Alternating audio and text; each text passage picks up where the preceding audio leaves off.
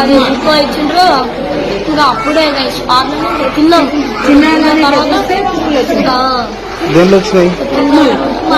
వచ్చినాయి. ఒకటి ఇంటికి అలా ఉంది వాడు చెప్పింది నాకు.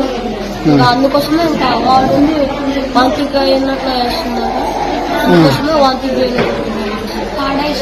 ఇంతే. అప్పుడే వచ్చేసి ఇట్లా తింటుంటే సార్ వచ్చేసి ఇట్లా ప్లేట్ నాకు దెబ్బేసింది. ఇంతే జరిగింది. పడేసి వచ్చినా ఇంకా చేపలు ఇంకా మళ్ళా ఫుడ్ మళ్ళా రెడీ చేస్తున్నారు. పొద్దున్న ముందుకు వస్తారు.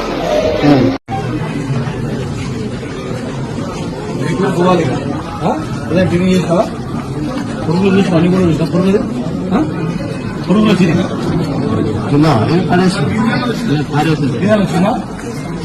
చూడండి. ఏమొచ్చింది చెప్పు బాబు.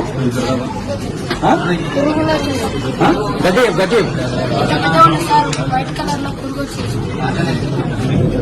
సార్ వైట్ కలర్ లో వద్దు కదా. ఈ హాస్పిటల్ నిన్న స్కూల్లో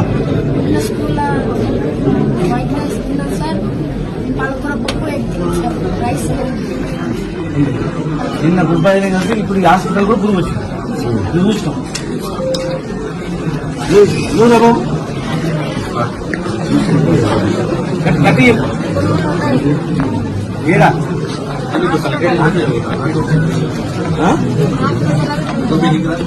మార్నింగ్ తిన్నావా? మరి పురుగులకి పడేసినావా?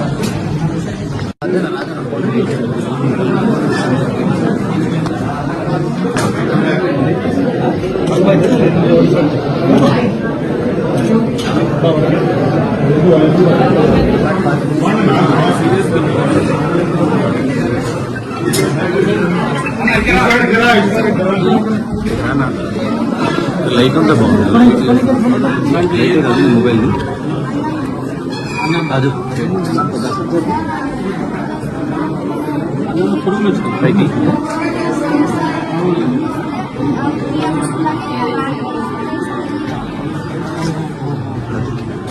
మంచిగా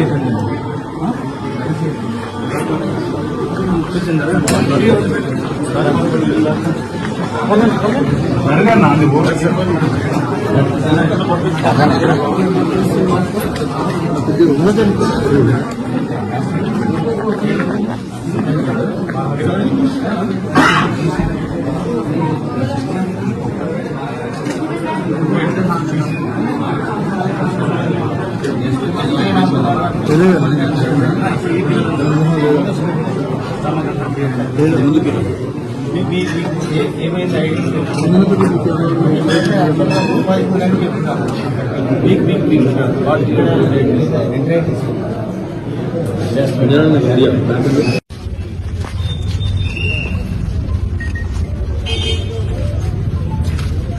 మీడియా మిత్రులందరికీ నమస్కారం.